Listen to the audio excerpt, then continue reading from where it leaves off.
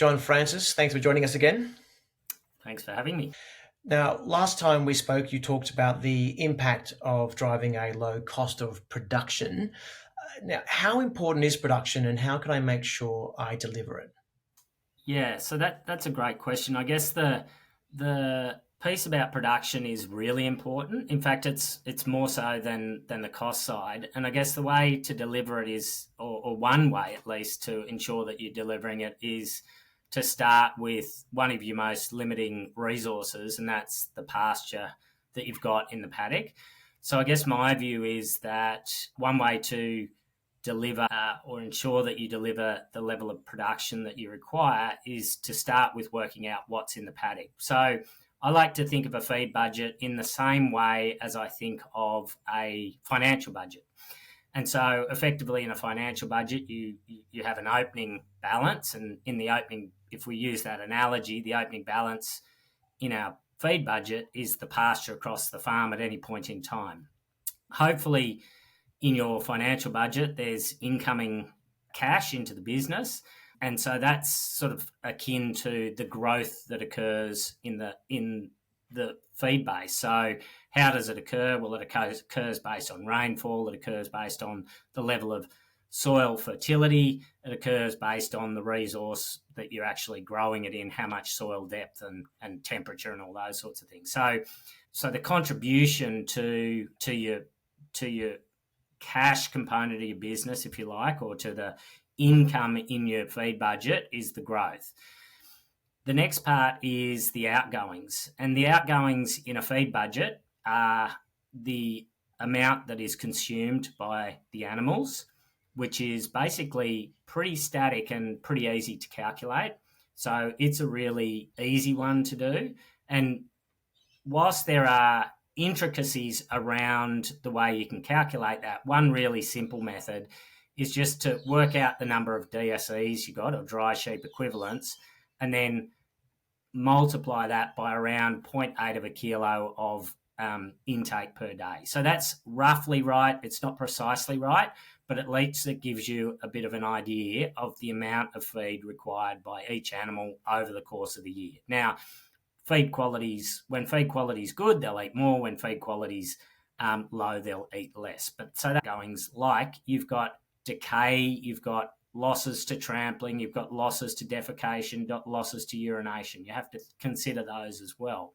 And once all that's said and done, you'll have an amount at the end. So your bank balance is your current balance plus incomings, less outgoings, gives you the balance at the end. It's no different in a feed budget. You've got what you open with across your farm, what you grew, less outgoings, which are consumption and what goes into decay and all those losses, gives you your closing feed. And so it's quite a simple way of looking at the amount of feed. But the next step is then, if you know that, then effectively you should be able to calculate production based on your production system. So I'm going to give you an example now. Let's say you open with 2,500 kilos of feed across your farm and you grow 8.5 tonnes or 8,400 kilos or thereabouts. At 50% utilisation, that leaves 4.2 tonnes of feed that's available of what's grown that's available for pasture growth. Because if you opened with 2,500 kilos, you'll probably want to close with 2.5 kilos. So that's about leaving something in at the end of the year that carries you through those periods where you won't get growth. So if you've got 4,200 kilos to eat, and we know that a DSE consumes 0.8 of a kilo, then we can multiply 0.8 of a kilo by 365 days of the year, gives me 292 kilos. So I can now divide that 4,200 kilos worth of consumption available by the 292, and it says to me a stocking rate of 14.4 DSEs or thereabouts is what my stocking rate should be to deliver a 50% utilisation rate. Now, that 50% utilisation rate is reasonably high, and what we've found in our benchmarking data is that the difference between those people that generate high levels of profitability or a low cost of production, and those that generate low levels of profitability or a high cost of production is typically the level of feed utilization that they actually deliver. So now that we know that they're delivering 14.4 or thereabouts kilo DSEs per hectare, we can multiply that by a factor of production if you know the number of kilos of production per DSE. And different production systems deliver different amounts of production per DSE. So in this case, let's think of a beef business, and if it's a feeder type beef breeding business, typically those businesses generate around 21 kilos of beef per DSE. If I multiply the 21 kilos per DSE by the 14.4 DSEs per hectare, what I've got is 300 kilos of beef per hectare. Now what I do is divide my cost base by that level of production, and it gives me an idea of what my cost of production will be. So understanding the feed base is particularly important. Understanding the amount of feed consumed is particularly important. And putting that together to drive the strategy in the business is a really important way of ensuring that you'll deal with these fluctuations in commodity prices that do happen in a commodity business. So that's the strategy for how to use a feed budget to establish those optimal production levels and your stocking rate. What about in terms of tactical management when things don't go as planned? Yeah, so that's a good question too. So I guess that's exactly right. You know, things don't go according to plan, and the idea is to maintain a reasonable level of feed utilization, irrespective of how much feed you've got. So if strategically I've set my business up for 14.4 DSEs per hectare, and as you state, you know, I don't get the amount of feed that I want or that delivers that level of performance, how do I actually deal with that? Well, I think the feed budget, again, is a really useful tool, because if I know, for example, that 60% of my feed occurs in spring, then if I take that 8.4 tonnes and multiply that by 60%, I get roughly five tonnes of feed. So I know that my normal system relies on 5 tonnes of feed. Now, let's say we get a bad drought and it cuts us out of half of that feed. So now I'm gone from 5 tonnes of feed down to 2.5 tonnes of feed. Now, of that 2.5 tonnes, I really only have 40 to 50% available there for grazing. Then I can look at my numbers and say, well, what does this mean where I went from 5.5 tonnes of feed over that spring period relative to 2.5 tonnes? And in this case, it means roughly 3.5 DSEs of that 14 DSEs or thereabouts is what's going to require supplementary feeding. Now, the next step, I guess, from that is you can actually calculate how much energy is required to maintain that dry sheep equivalent for a full year, knowing that roughly 8.4 megs of energy is required just to maintain a dry sheep equivalent. But if you choose to maintain that animal, that's 8.4 megajoules of metabolizable energy per day. So you multiply the 8.4 by the 365 days by the 3.5 DSEs per hectare that you're under, and that gives you the amount of energy that's required. But if you feed those in containment, you'll need probably 10 to 15% less energy, because they're not walking to get the feed or walking to get the water and so on. And from there, you can start to calculate, well, what's a megajoule of energy cost me, if I go and grain feed, and then you just multiply it by those numbers to give you an idea of the extent to which you're likely to face a feed bill. And so I guess the other part of this is really understanding or taking control of your business.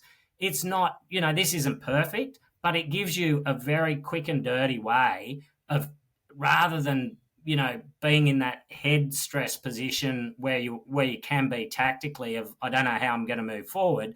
Now you can take control. What have you done? You've got a plan for how much feed you've got or you're going to require to feed, or you can at least now use that against an option where you can, look at the tools to work out what level of at what level of cost am I better off just selling those livestock rather than retaining them? And what tips or tricks do you have for someone who hasn't been exposed to this kind of calculus? Yeah, I think the starting point is just start to become familiar with what what levels of feed are required for an animal, irrespective of whether it's in a dry time or not, just to maintain it. That's a good starting point.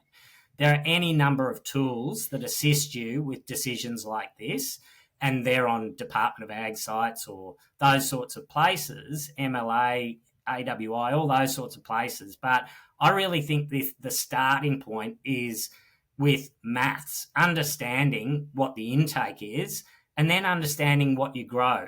Now, I've sort of dumbed it down a bit or made it as simple as possible here, knowing that there's a lot more complexity to it, because I've said, well, assume you grow 8.5 tonnes of feed across your farm. Well, how do I know that? Well, that's the challenging part. You've got to think about what are the different types of pasture I have and in what proportions or what area across the farm.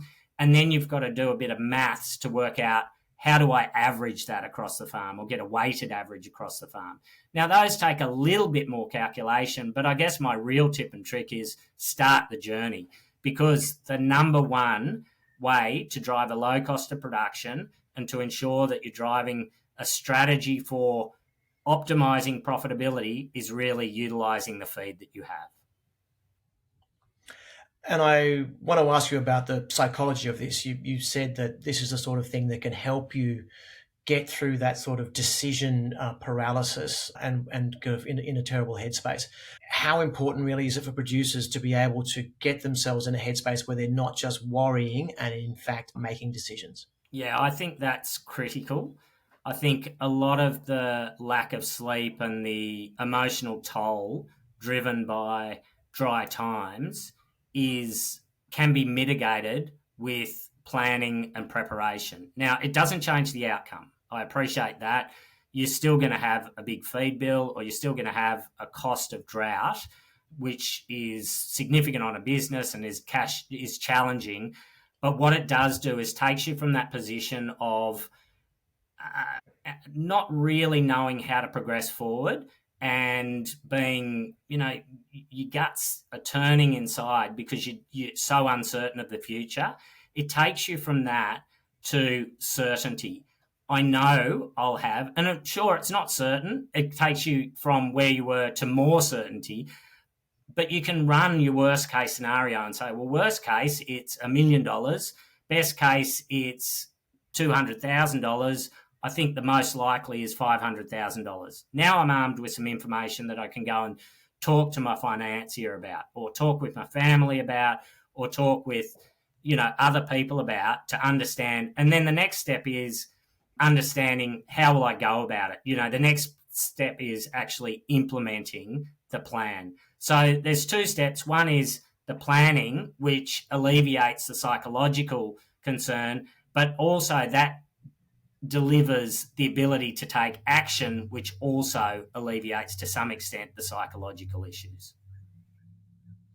And one of the things that I've heard you say before is the variability of profitability in this industry. Just explain the importance of ensuring you make money in the good years, because you've got to carry you through the leaner years. Yeah, it's a really good point. What happens in drought is we actually become really good at feed utilization. So in drought, we utilize everything quite well. But then when the good times come, it goes out the window and we say, well, there's a buffer there.